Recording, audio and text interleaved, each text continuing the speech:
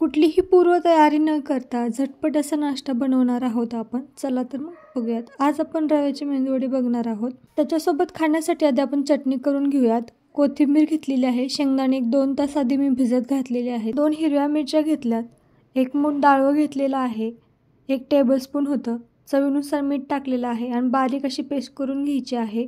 गरजेनुसार पाणी टाकायचं आहे आणि तडक्यासाठी तेल आणि मोहरीचा आपल्याला तडका द्यायचा आहे.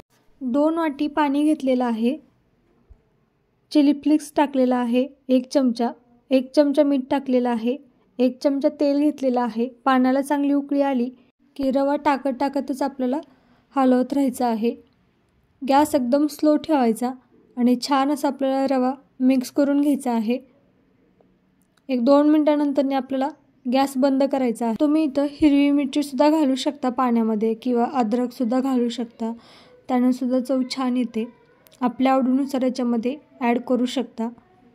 त्यानंतर छान असा रवा मिक्स झाल्यानंतर एका ताटामध्ये काढून घ्यायचा आहे. थोडासा थंड झाला की त्याला चांगलं असं मळून घ्यायचं आहे. चांगलं मळून घेतल्याने वडेसुद्धा आपले छान होतात, त्यामुळे मळून घेणं गरजेचं आहे. चांगलं मळून घेतल्यानंतर लगेच आपल्याला याचे वडे करून घ्यायचे आहेत. मीडियम साईजमध्येच आपण करणार आहोत, जास्तही जाड ठेवायचे नाहीत. थोडंसं असं हातावरती मळून थोडंसं त्याला चपटं करायचं आणि बोटाच्या सहाणीमध्ये होल करून घ्यायचं आहे. करायला अगदी सोपे आहेत. अशाच प्रकारे सगळे वडे मी करून घेते. एकदा सगळे वडे करून ठेवायचे आणि नंतर परत आपण लागल तसे तळले तरीही चालतील. वडे तळायला घेऊयात. त्यासाठी मी आधीच तेल गरम करायला ठेवलं होतं. तेल चांगलं गरम झालं की गॅस मोठाच ठेवायचा आहे आणि एक एक करून आपल्याला वडे सोडायचे आहेत. एका टायमिंगला मी 4 वडे सोडलेले आहेत. 1-2 मिनिटांनी गॅस आपल्याला थोडा स्लो करायचा आहे. वडे फुगलेले आहेत आपले, बघू शकता. 1 ते 2 वेळेस फक्त आपल्याला वडे पलटायचे आहेत, जास्तही अलटापलट करायची नाही.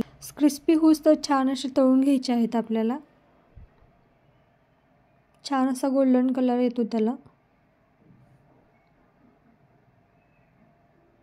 खायलाही भन्नाट लागतात आणि अगदी झटपट होणारी रेसिपी आहे.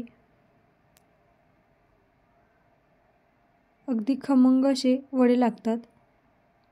बघू शकता तुम्ही, कलर छान आलेला आहे, अगदीच क्रिस्पी झालेले आहेत. आता आपण काढून घेऊयात.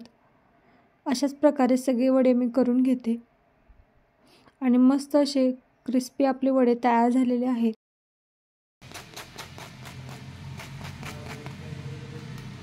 आवाजावरनं तुम्हाला समजलंच असेल किती सुंदर असे आपले वडे तयार झालेले आहेत.